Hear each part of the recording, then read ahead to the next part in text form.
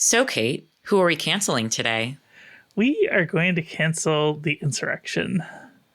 Oh, the Insurrection? You mean the event that screwed me over twice? What do you mean? Well, my daycare was worried that there might be, I don't know, another insurrection depending on how this election might go. And so they preemptively canceled daycare on January 6th. This year. Yes. They didn't know That's if incredible. Trump was going to win or if, well, I was going to say Biden. It's Kamala. I mean, like, oh my God, how far we've come, right? But no, like the insurrectionists were not going to, do a victory lap. So can you imagine like a lib insurrection, like a lib version of January 6th where they just like, we must protect the latte in the cafeteria at all costs. That would be incredible. Hey everyone, I'm Katelyn Burns. And I'm Christine Grimaldi. And you're listening to Cancel Me Daddy, the show where we take a closer look at all the panic around cancel culture. with thoughtful analysis. And verbal shitposting. So Christine, it is our first episode of the year. How are you feeling? Do you have any New Year's resolutions? Oh, let's see. I hit you with that one out of the blue. You weren't ready for it. Always a fraught question. I think we've discussed that we both have some writing goals this year. So yes, I'm really trying to take my writing seriously, really trying to create some routine. And I think I'm finally realizing what a lot of writers said all along, like writing teachers I had or people that I met, that it really is a generative process. Mm-hmm. And so just like trying to sit down every day and do it, even if what comes out is garbage. Yeah. Similarly, along those lines, my big goal for the year, which we're early days, is hopefully writing and selling a book. I still have to do the book proposal, which I am hopefully starting later this week. But stay tuned, hopefully, for more on that. We're going to make it rain books here. We have a great show today. We do. Also, Christine planned this episode, so if it sucks, it's her fault. Yes. Oh, yeah, you even said that during the interview. I was like, no pressure. It's great. Now you're wondering if I'm actually joking or not. No, I actually have enough like confidence in our friendship that I never worry about that. No, it's going to be great. Just worry about everything else, Kate. We have Meredith Shiner on. She's a journalist and communications consultant and creator and host of the award-winning sports podcast, The Franchise, Jews, Sports in America. It is a banger interview about January 6th and how it affected three different former Capitol Hill reporters. It's really an interesting discussion that we had. Yeah, I think so, because, while our experiences were different, we know that place very well. Yeah. Yeah. And Meredith's been kind of an inspiration for this whole Your Ombuds Mom. I'd say it's a persona, but I really feel like I'm stepping into it too. Like it gave me the ability to voice, or gives me the ability to voice like thoughts and opinions that I've had for a really long time. It makes me feel empowered. And Meredith is just someone whose moral clarity never fails. Yeah. And she's a hell of a lot of fun. So it's just, it's a great combination. Before we jump into the interview, a couple of housekeeping items here. We mentioned a couple weeks ago that we are getting a logo redesign. It's not quite ready to launch yet, but it is still in process. So if all of a sudden you see us on your favorite podcasting app with a different logo, please don't be surprised. You are in the right place. It's us. But we don't have a date for that yet. And you will know. We will tell you. And then lastly, we are finally catching up on our Kickstarter rewards from the Flytrap Kickstarter. So we had 35 people sign up for the Big Dad Energy tier rewards tier on the Flytrap Kickstarter. And this week we are going to start reading the names of those 35 people. We're not going to do all 35 at once because that would take way too long and nobody wants to hear that. So we're going to do 10 this episode, 10 next episode, and then the last 15 in the final episode. So if you want to hear your name, be sure to stay tuned for that, where that'll be right at the end of the episode before the outro. And we really appreciate every one of you who donated to the Kickstarter and continue to support us here on Cancel Me Daddy. And we're not quite ready to schedule the live show. That was another rewards tier.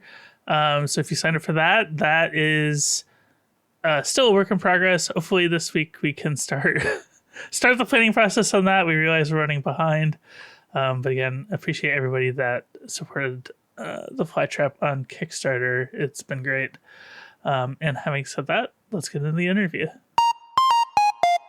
I want to introduce our guest, Meredith Shiner, friend of the pod, writer and communications consultant. Thank you for coming and joining us, Meredith. Thank you for having me. I'm very excited to be here because I really want to get to the bottom of the question of whether or not anyone has ever actually been canceled.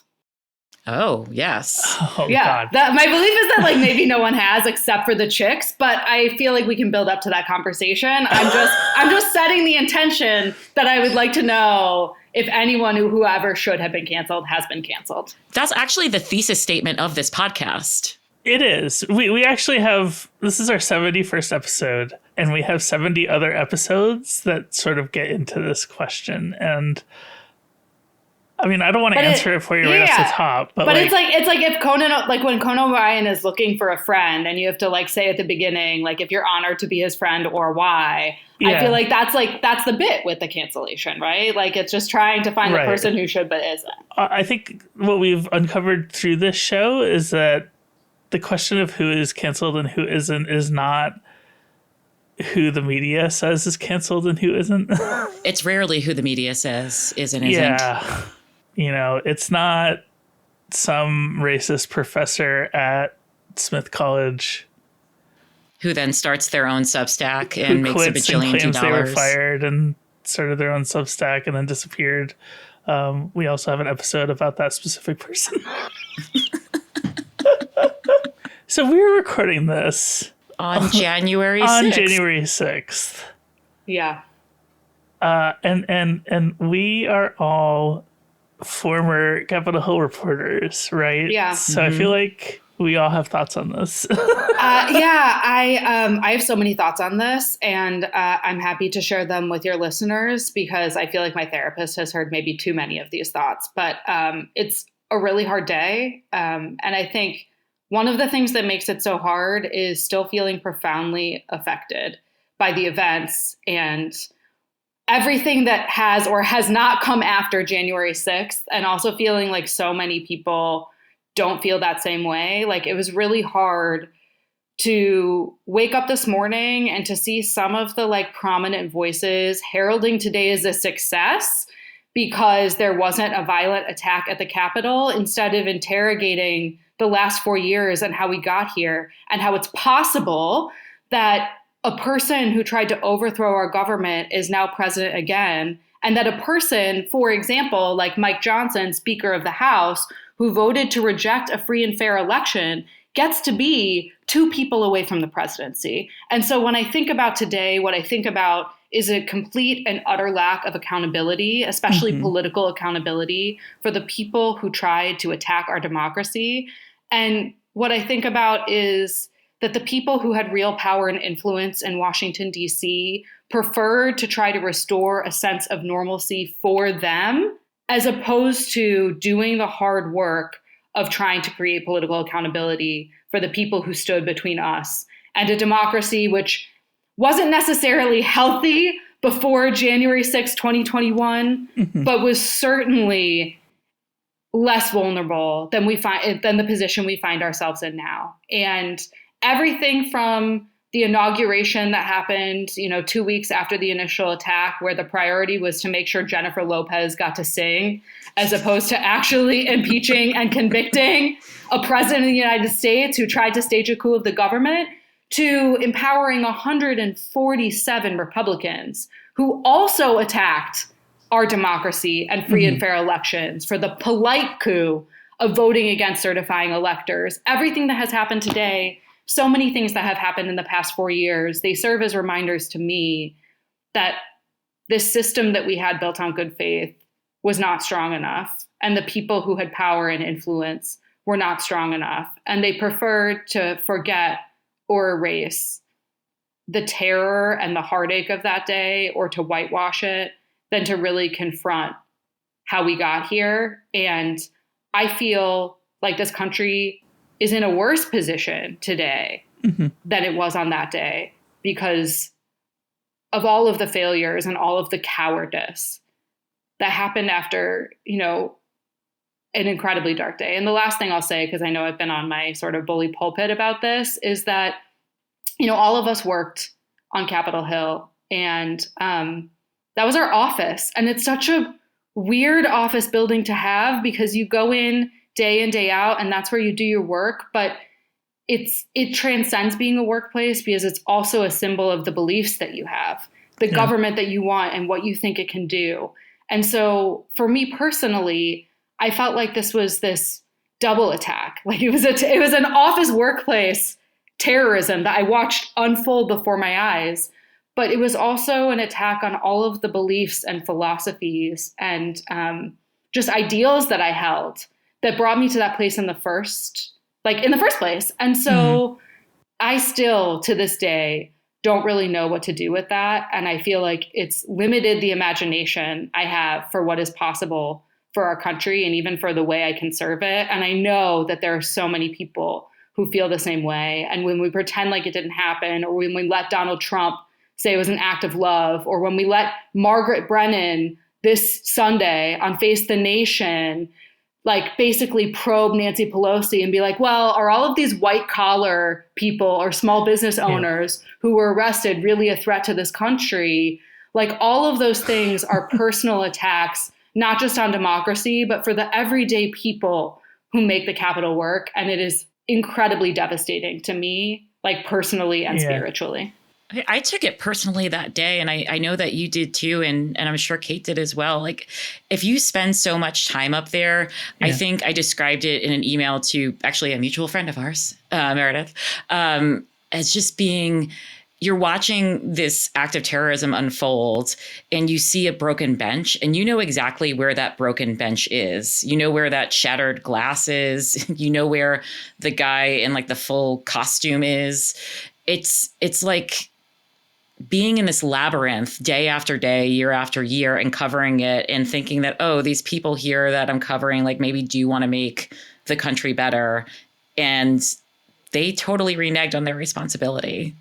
I have maybe a different connection with the actual building, because as Christine knows, like I was a Hill reporter for Rewire who did not get me a Capitol press badge. Hard pass. Yeah. So I was more like a wildcat reporter who like stalked the hallways of the office buildings and like staked out the subway stop of whatever building I was expecting the senators back from after votes. And I only got to go into the Capitol a few times in an official capacity. I remember doing an interview with Gwen Moore and Representative Alma Adams in the Capitol during the Kavanaugh confirmation hearings. And basically what had happened was the two of them had like spearheaded a letter from women who had previously been sexually assaulted who were in Congress to ask for like a thorough investigation of this. And I sat there and listened to both of their stories about getting sexually assaulted when they were younger. And it was one of those interviews that you never forget.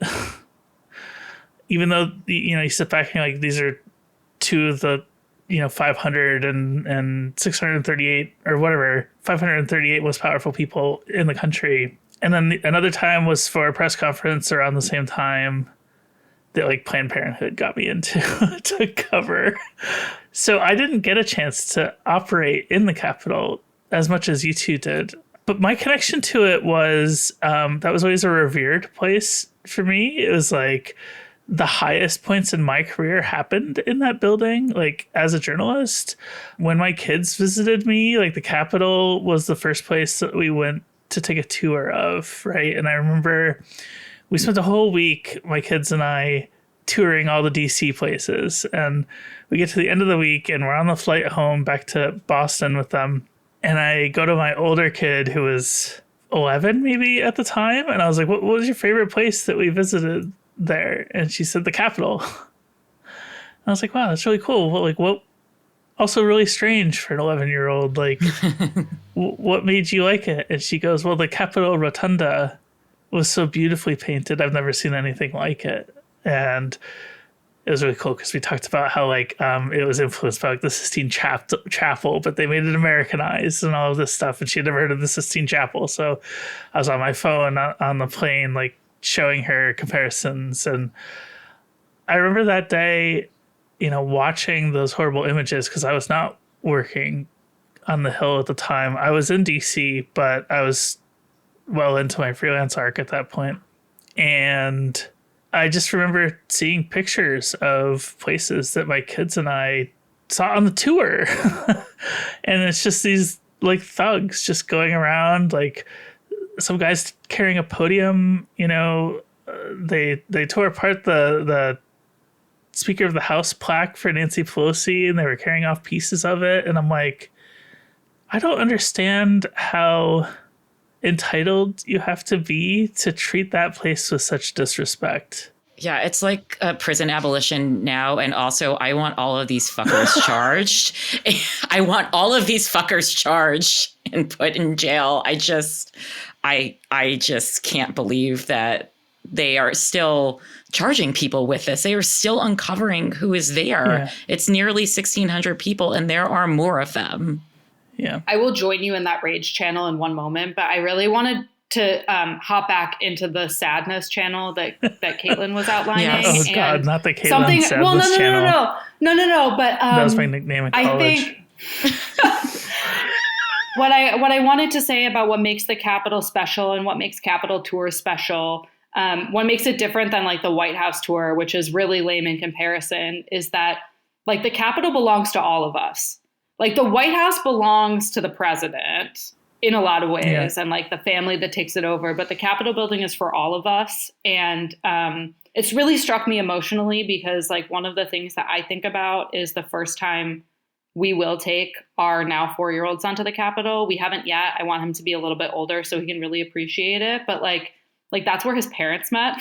This is like a really special place sort of in the history of my life. But the point is that it's not like about my life. It's about like this idea that we all have when we send people like from our districts and from our homes to like represent us and to be stewards and caretakers of democracy. Like that's why like when I choose to think about January 6th in a way that gives me some sliver of hope, like I think of now Senator Andy Kim with a dustpan in the rotunda, because I think about being able to like explain that day one day to a child who will be like still a kid, and to be able to talk about how important it is that we hold on to this belief that like they have this sacred responsibility to take care of this thing that is so important. And I think that that's what makes it so shattering and what feels so violating about talking on this day and to being in this place where Donald Trump is going to become president is that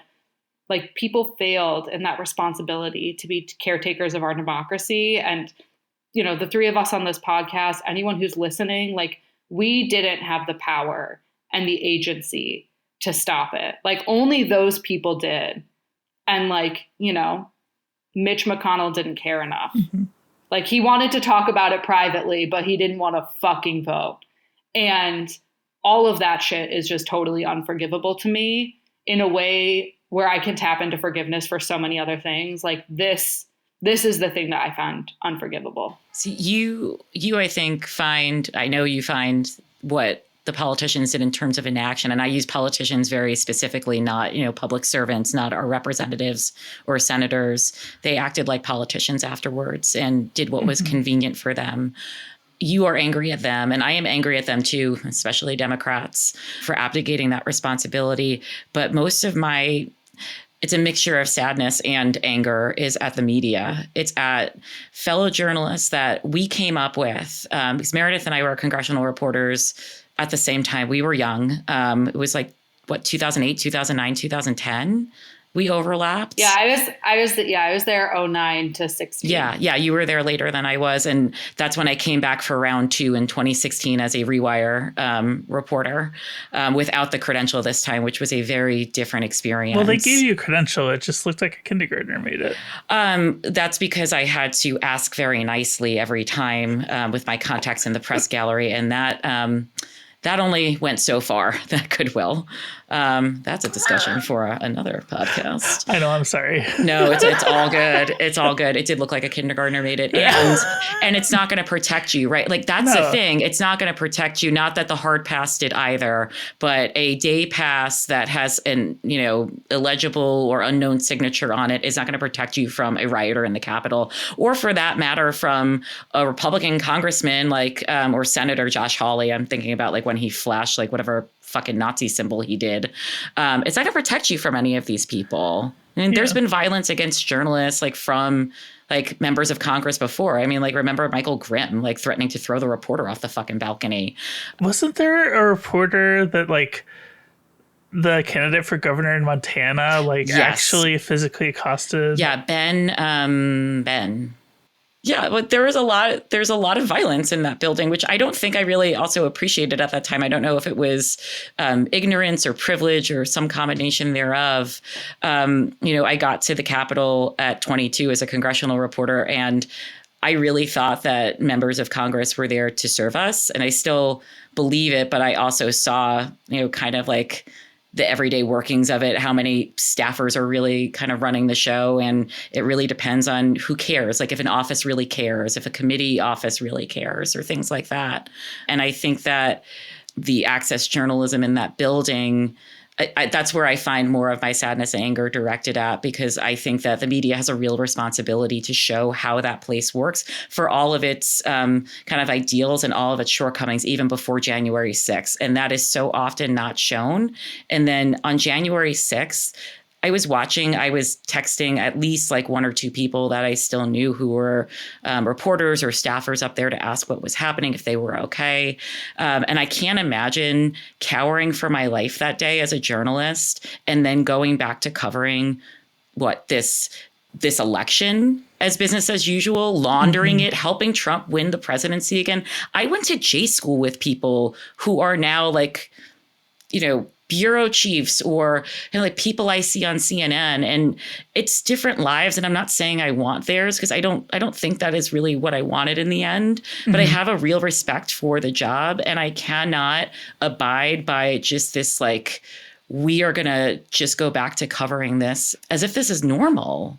I don't think that's going to make me friends, and I hope it doesn't lose me friends, but I really issue it as a challenge to my fellow journalists here, because I know that they can do better should they choose to, and I see too many of them not doing that. First of all, I think it's funny that you think that there are any DC journalists that we don't personally know that listen to this podcast. Listen, if you are a DC journalist and you want to get in touch with your ombudsman, I will take your questions, comments, concerns, and hate mail.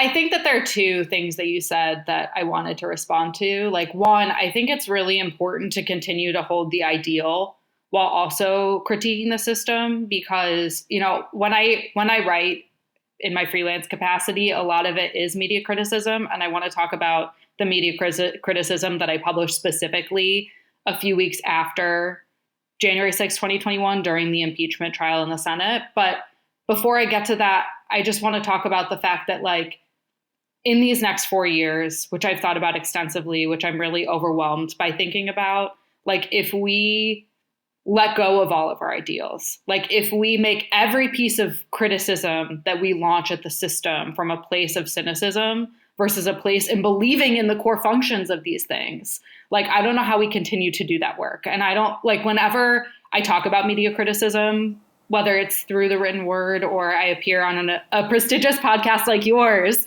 to talk about it and unpack it, I always try to reinforce it's because I believe in these jobs. I believe in the commitment of the people who showed up to that building that day, but I question the system that has kept them from really reporting on the truth in a way that could have saved democracy. And I had an essay in TNR, in 2020, won after the attack. And it sort of speaks to this dynamic that you were talking about, Christine.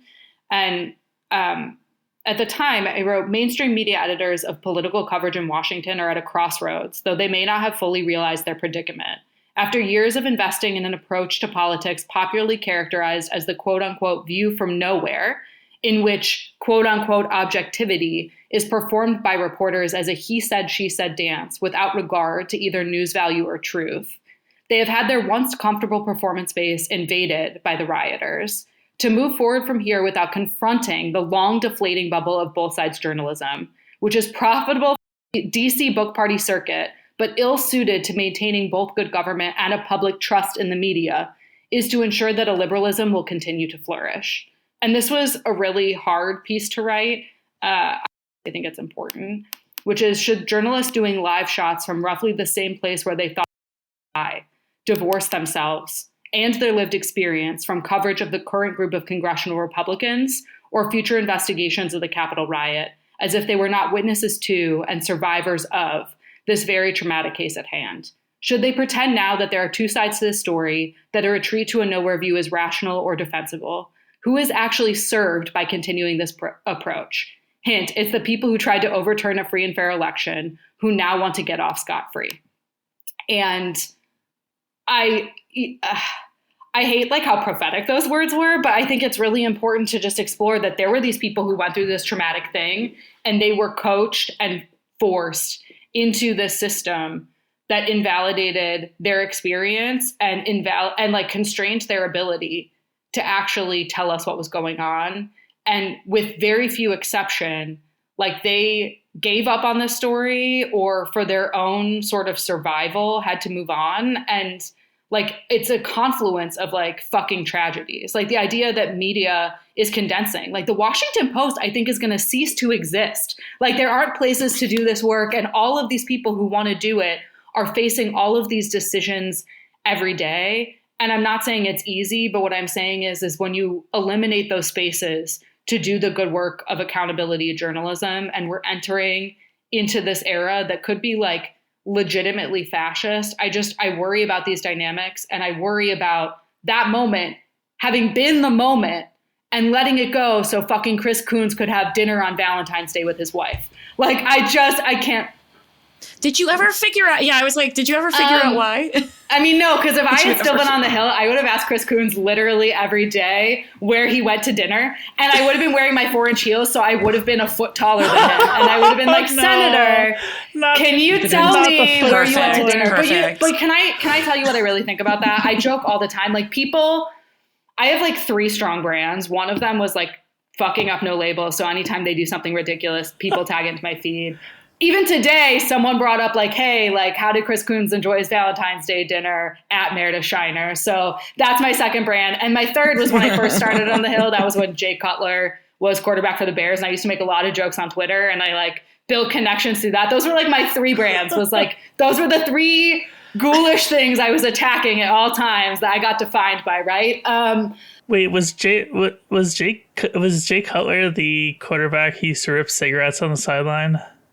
Yeah, like that when Aaron Rodgers didn't become bad and he was like making fun of Jay Cutler and like still like kind of quirky on Celebrity Jeopardy. Yes, like that was the era. Like the like meme of don't care was like Jay Cutler. Yeah, I remember that. But like Chris Coons, I'm going to say this one thing because I joke about it a lot. But at the end of the day, like Chris Coons was such a kiss ass and he wanted to be important. And like he lucked out because we randomly elected a president from Delaware. And so he wanted to be important and tall for the first time in his life. And I don't think Chris Coons says he wants to go home for Valentine's Day if like Joe Biden didn't want this to be over with and to move on. Like I will never, ever, ever forget the first Jen Psaki White House press briefings where she said that Joe Biden was too busy doing the work of the American people to tune in to the Senate impeachment trial. Like that was the work. Saving democracy was the work. And they thought they could just move on and do a unity. And they didn't realize that like actually doing a unity comes through transparency and accountability and a shared reality that they fucking conceded. Doing a Unity. Holy shit. I didn't realize that taking a nap had been renamed Doing the Work of America. Yikes. Just big yikes. We're so screwed. True word. Right? True Anyway, word. I know that got heated, but like I swear to God, I want everyone to feel this angry. Like we talked before we started recording that I spent a lot of time talking about January 6th to my therapist. Sorry, maybe this is TMI for everyone listening, but I had this like one of the things that I said out loud, and one of the things that still like guts me from the inside is that I said the sentence, I feel like I care more about January 6th than the president of the United States. It's true. He had one job. Yeah. This administration had one job, and they didn't do it. I mean, we all have a similar perspective on this because we had that shared experience of covering the Hill. But do you think that January 6th is as impactful to like Americans who aren't Capitol Hill reporters as it is to us? Like, one thing I do want to push back a little on is like, I'm not invalidating anything said. And like, I also feel very strongly, like, I feel like I agree with you all, but I don't know where I'm going with this. But when I talk to like my high school friends, right, some of whom I'm still in touch with, like just recently I became friends again.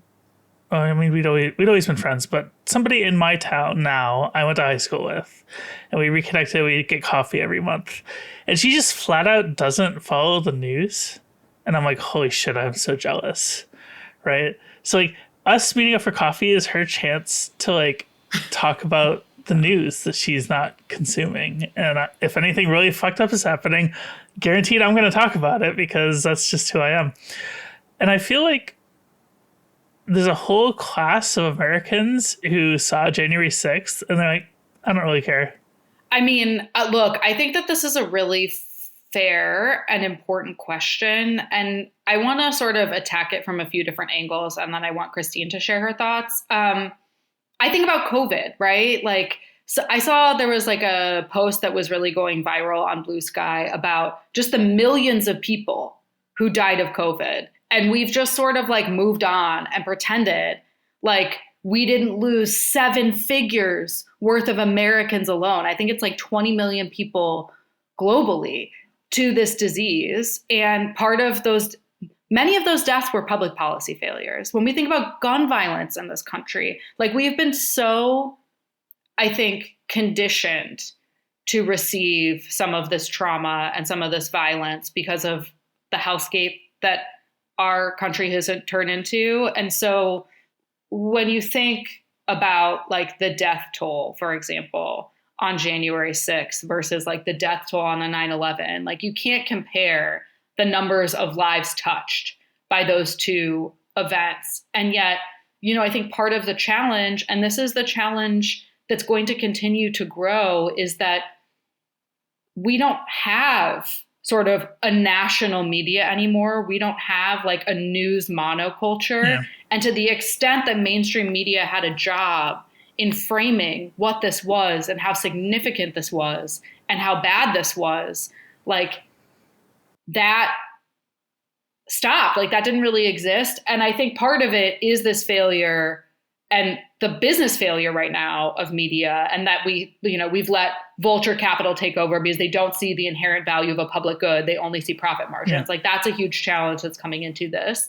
And also, you know, I think this ended up being in part a failure of the Democratic Party, because I think that they have consistently failed to understand how media moments are fleeting. Mm. And it was in the days and weeks after January 6th that they needed to actually do everything that they needed to do. Like John Kelly saying a few weeks before this election that Donald Trump couldn't stop talking about how much he loved Hitler and Nazis, washed away with the ocean. Whereas if Chris Coons hadn't gone for Valentine's Day and they had called witnesses, like they had Republican votes to do, they voted to call witnesses, and then Chris Coons wanted to go home. You call John Kelly and put him under oath in a Senate impeachment trial And he has to say then that Donald Trump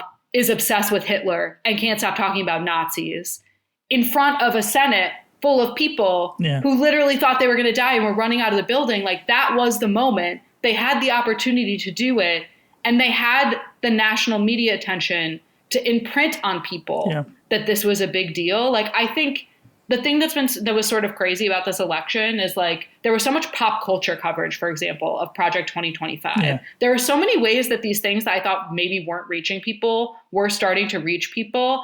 And the moment to actually, like, reach people with how significant January 6th was, I think they failed in that moment. And there is nothing that Liz Cheney and Benny Thompson were going to be able to do a year and a half later. Right. No matter how good they were at it. I mean, those hearings and, like, hiring TV producers to put together those video packages, they couldn't have done better in what they did. But there's this urgency and immediacy in the sort of media environment and social media environment that we live in, the political environment. And by not capitalizing in that in the moment, by not trying to push it to get votes from Republicans that would have kept Donald Trump from being able to run in the moment that you had that power, or at least putting up that obstacle and seeing if he would try to jump over it. Like, that was sort of the missed opportunity. And I think that wasn't just a missed opportunity in this functional political way, but it was also a missed opportunity in a way to, like, shape people's understanding, because this was a big deal. Like, obviously, like, knowing people in the building, like, having that be a place where, like, what Christine first said, like, knowing where certain windows and benches were, like, the Capitol Police, like, I just knew what, like, their favorite teams were. And they would, like, we would, like, chat. It was, like, such a weird high school because it's such a closed community. So you know all these people, whether it's the person who makes your sandwich in the, like, Capitol carryout, or the person who's standing by doors, because the entire job is to stand outside of doors waiting for senators or members of the House to leave. Like, yeah, of course, there are ways in which I care about it that the average person will never care about it. But also, like, we have just sort of failed to articulate at any level, whether it's the media or the Democratic Party, which is the only responsible party to the extent they're responsible, like, what the value of government is, what it does, why it's important, why this was, like, such an insane abdication. I mean, you look at what's happening at South Korea now. That's not what happened in the aftermath of January 6th. Like, it is possible. Other countries do it. Like, other people stand up against it. And I think for us, for Americans, like, we've been so conditioned to believe this idea of American exceptionalism. We've never experienced to the full extent what we're about to experience. And, like, that privilege has enabled us and enabled the people in power to try to fucking move on without ever really confronting what we've lived through. Yeah, it's funny you mentioned South Korea, because I did want to bring that up, because they're, like, trying to, like, I think they already arrested the president, or they're trying to arrest him. I forget exactly what the last update I saw was, but you mentioned American exceptionalism, and it brought to mind another thing that happened over the weekend, I want to say. There was a CNN story about China, and apparently, like, China's Oprah, quote unquote, is a trans woman. Okay. And a dancer, and she had a couple of her dance shows canceled by the government. And CNN rolled out and was like, this happened. Is this a sign of growing Chinese authoritarianism? And I'm like, how come it's growing Chinese authoritarianism when it happens in China, but when it happens in the United States, it's just conservatives flexing their cultural muscles? Like, why is it different here? Because, like, it's kind of illegal to perform as a trans person in multiple states now. Like, and I think we did the same thing to January 6th. Of course they did. Does, like, certain media even call it a riot, an insurrection, an attempted coup? Like, or do they just call it, like, a mob that gathered in front of the Capitol and some went in? Right. It was basically tourists. Yeah. Free love at the Capitol involved zip ties, you guys. And nooses. Didn't they find bombs around the campus that day? Like, well, yes. And then we still don't know anything about that. That, like, disappeared into the wind. But I think this is the problem, right? Like, everybody in the media or mainstream media treats this as a thought exercise. a culture war is a phrase that I hate because like this is real people's lives, right? This is trans people's lives, this is Black people's lives, people of color's lives in this country.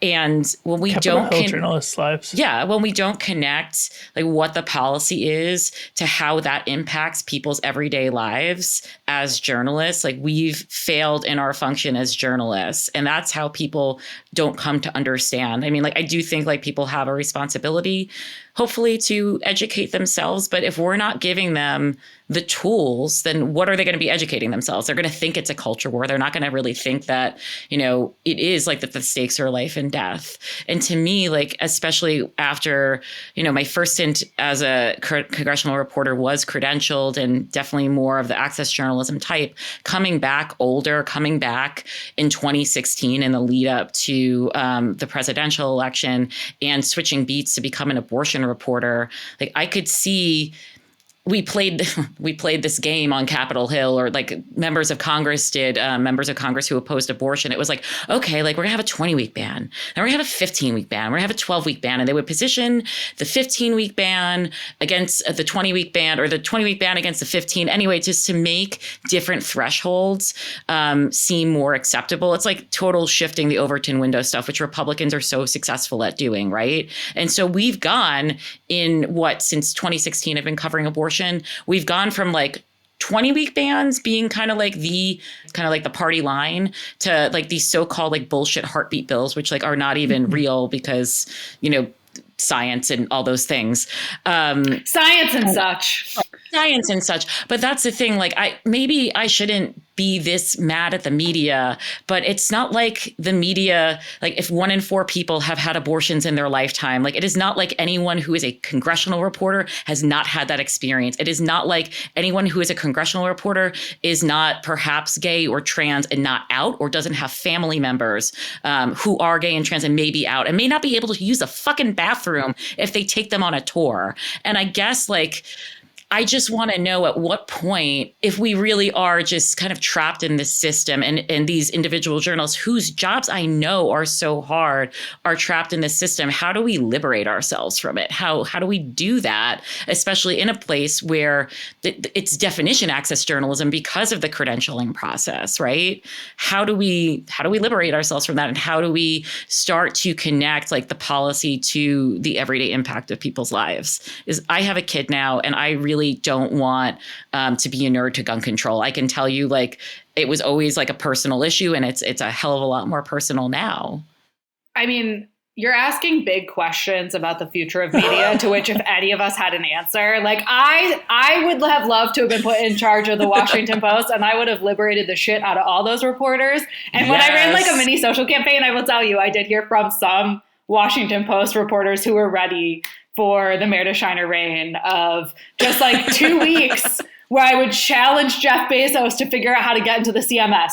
That was my entire platform. Like we're gonna publish it, and like you try to find the way to delete it. Personally, my man. Do you remember when we thought Marty Barron was a renegade, and then he totally fucked up on sexual harassment? Yeah, I mean, I thought Marty Barron was a renegade. Don't Catholic Church stuff, Boston Spotlight. Bullshit. If you open the store, I will just turn this entire episode into a campaign for justice for Felicia Sanma. So we're not going to go there. We are very much in agreement with that on this podcast. I love Felicia as a human, just the best human, and so smart and so wonderful. And, you know, actually, like, I want to take a 20-second time out and connect this to the overall story, is that one of the remarkable things about being at the Capitol, like, of course, there are the personalities who, like, you see on TV and the people who are really just, like, playing for likes and clicks and attention. But there are so many people who aren't like that. I mean, fewer, because we're disincentivizing public service. We're making these jobs harder with less pay and with less sort of outcome because we've taken away the like potentiality for legislation because we don't believe in government anymore. But you meet really dedicated people and smart people and people who are good. And, you know, like one of the things that made me so mad about the Felicia situation at the Washington Post is that I remember meeting Felicia when she first came to Capitol Hill, and she was unlike any other reporter that I met because she was just like the most fundamentally kind and gracious and generous person. And to me, like, she was just one of the standout people that I had met.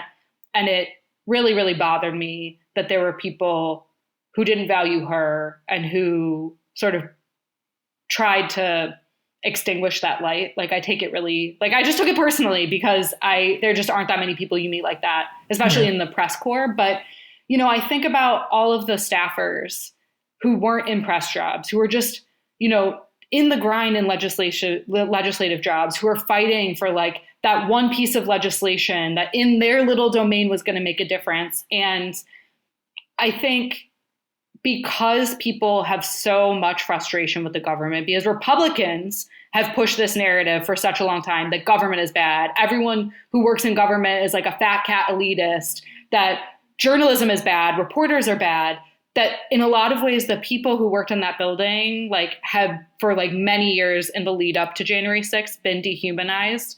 And when I think about some of the residuals of that day, you know, we had a friend, like one of the only perks of that was left on the Senate of the House is there was Senate daycare. And everyone tried to get a spot in Senate daycare. It was like winning the lottery because there weren't that many spots, but it was a really high quality daycare and you had it at a pretty affordable price. And it was like the one benefit.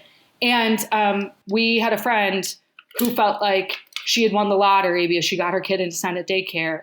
And then January 6th happened and she would try to look at intel reports to try to scan them for threats on the Senate daycare.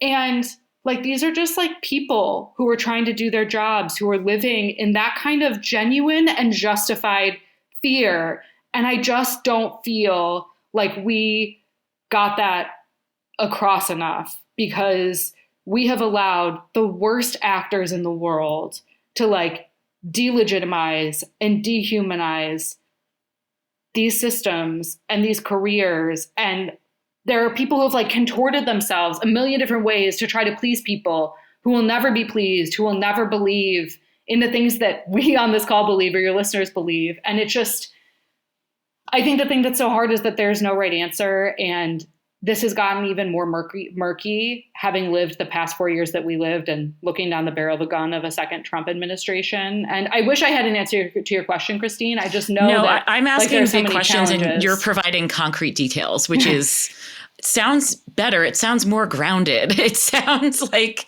you may be able to craft solutions. I think some of it is just kind of my shattered idealism. I think the media was kind of the last thing I held on to. Because I was disillusioned on the politicians and the members of Congress. Probably by the end of my first stint, there were a few that I really, Richie Neal, a surprisingly, genuinely nice member of Congress. Okay, let's not give him a shot. Let's not praise my representative who's been in office since I was 7. Okay, please. Yeah, I'm sure that there are many kickbacks I don't know about, but wait. I was so mad at Seth Moulton a couple of weeks ago that I legitimately considered primarying Richie Neal. I don't know how that makes sense, but in my own brain it did. But he's the what, district over from you now?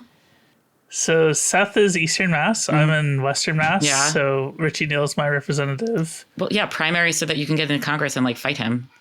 Well, apparently, like we do now in Congress. That was the idea. If I lived in Seth Moulton's district, I wouldn't be doing this podcast right now. I'd be running for office. But it's not even about like the niceness of it, because like, look, like people can like be polite to reporters and then also be like shitheads in terms of policy. I just also remember getting mildly harassed on the regular, sexually harassed on the regular by members of Congress. So it was like, ooh, somebody who's not doing that great. I only got hit on by like the creepy oil like lobbyists. Yeah. Because they'll hit on anything in a skirt. Especially when you look good in a skirt. Well, thank you. No problem. I'm not sure that's the case anymore, but thank you. COVID is really just a nightmare. So I knew we were cooked with January 6th when I heard the unironic question on, I think I was over like visiting my parents, and my mom is an MSNBC head. Like one of her proudest things is that she has a kid who writes for MSNBC, but that's beside the point. We were watching MSNBC and I forget who it was, but it was like a Capitol Hill talking head was on MSNBC, and they were like, so how is the impeachment trial going to play with voters? And I'm like, This is how I feel when I watch MSNBC, actually.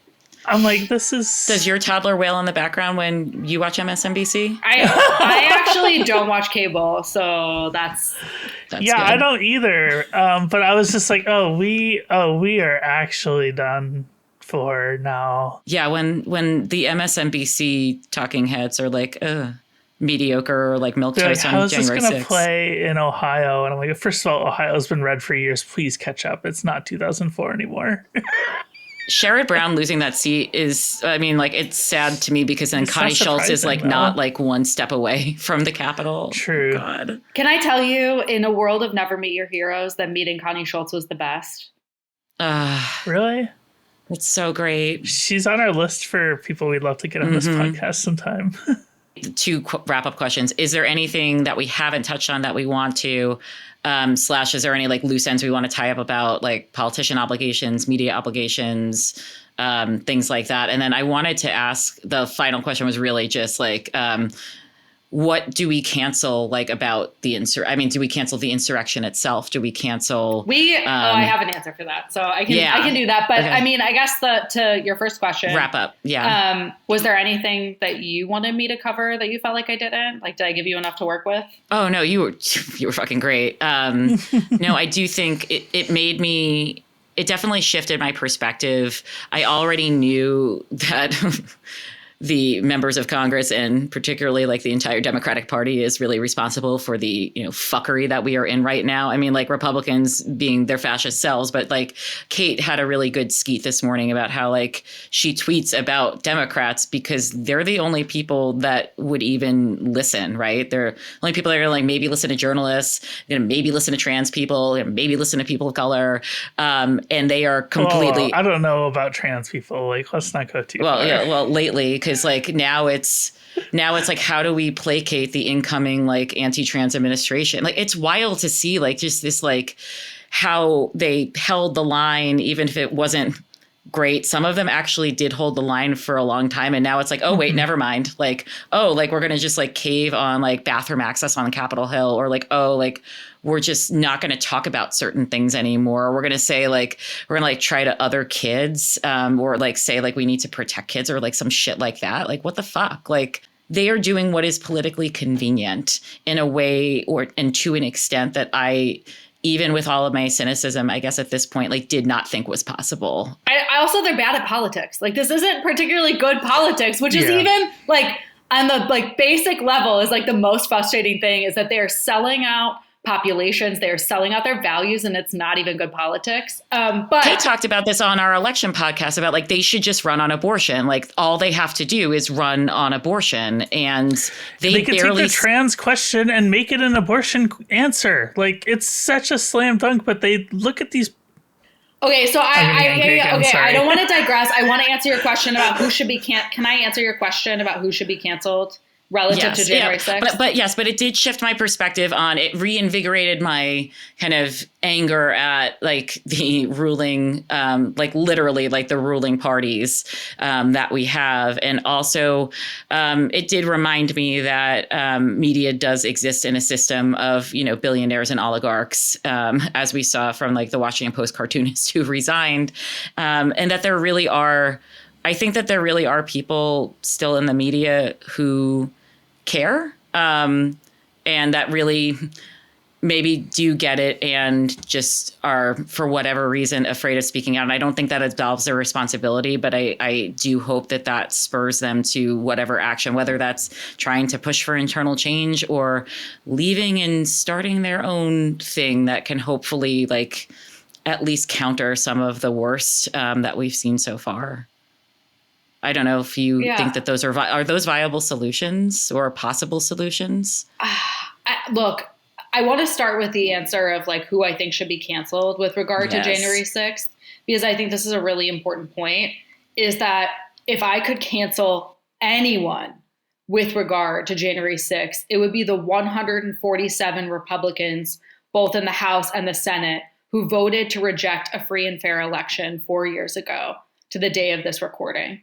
And as we talk about Capitol Hill reporters, I want to give a shout out to Jennifer Bendry of the Huffington Post, because she has been so explicit intentional and habitual about writing on January 6th as two attacks. That there was the violent coup, the Proud Boys, the people who threw bricks through windows and desecrated the Capitol. And then there were the Republican elected officials who engaged in what was a more silent or quote unquote polite coup of voting to reject a free and fair election, even after fearing for their lives, right? And at the end of the day, what we have permitted in Washington, what this failure in both sides journalism has permitted, what Democrats had permitted by continuing to give legitimacy to those Republicans, like Joe Biden inviting Kevin McCarthy to state dinners and calling him a good person. My man, he voted to reject your election. Mike Johnson, current Speaker of the House, voted to reject your election. And because none of those people got canceled, because none of those people got called out in a real way, the seriousness of their action was never properly understood by the American public. And so even the act of trying to cancel them in a legitimate way could have reframed our entire understanding of what happened that day. Because it is one thing to see violent images, to see bullet holes through glass on the doors that led to the House chamber, all of those things that are deeply traumatic, but we shouldn't forget or let that overshadow the cowardice and the seriousness of what those Republicans did that day. I like that I tried to create a portmanteau of cowardice and seriousness, and I still can't do it. My brain has fused them as one. So those are the people I would like to cancel, because at the end of the day, like that lack of political accountability, it all sort of starts with them, and they were empowered to continue in their fealty to Trump and in their sort of absolute abdication of their constitutional duties as our representatives. So if I could cancel anyone, it would be that. And if I could make sure that the one person never got canceled, it'd be Jennifer Bentry of the Huffington Post, an incredible reporter person. And I think the only reporter who I really saw focus on sort of those dual track attacks in a way to try to create a shared sense of understanding of that day. So I think I know the reason why we weren't able to cancel all of those things when it happened. And that's because this podcast didn't exist on January 6th of 2021. I love that confidence, honestly. Yeah. We launched on February 6th, 2021. We missed it. Like it's my fault. I'm so sorry to everybody. I can't believe that I came on this show just to learn that January 6th is all your fault. Yeah. I've learned so much today. I'm so sorry, guys. I'll try to do better next time. I am listening and learning. You sound like a Democrat. Honestly, I feel like you don't sound like a Democrat, and that's the problem.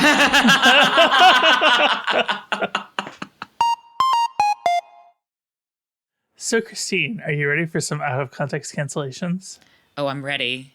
I actually posted in the Discord about this. Yes. I was so proud of you. Thank you. I'm learning how to engage in all of the social medias. Well, I didn't know you know how to log into Discord. I forgot for a while. Not gonna lie. Forgot for a while. Yeah. And for those who might not be aware, you can get access to our Discord where you can interact with me and Christine by becoming a $5 a month Patreon subscriber. But having said that, our first cancellation is we are going to cancel infamous dates like 1/6, like January 6th, 9/11, and 7/7. And our listener asks, when did we stop naming events? I wonder if that's an indictment of our culture in some way. There's so many of them. Yeah.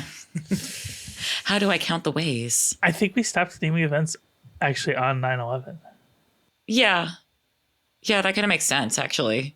Yeah. Mm-hmm. Who's next, Kate? Well, or what's next? I was actually going to make one more comment about the date thing, because that was not the first time the World Trade Center was attacked, but we don't say the date of the 1993 terrorist attack. All right, that's right. We just say the attempted World Trade Center bombing. Maybe the successful World Trade Center bombing was kind of too on the nose. Yeah, it just kind of overtook everything. Also, like Pearl Harbor Day. Oh, yeah. I wonder when. Yeah, I think 9/11 may be a line of demarcation. Yeah. Yeah. So Also, it seems like I don't know if we're in end times or not, but it just seems like there are more and more dates of yeah. just wild shit that's happening. So it's almost like short end. Oh my God, what am I trying to say? Shorthand. Yeah. I was also thinking of 10/7, which is another Yeah. date. Yeah. But we're not naming what's happening. Yeah. There's something to be written there, I think. Yeah. I wonder if it's also like can we handle all of these things happening too? Speaking of 10/7, we are canceling BB. Yeah. Fuck that guy.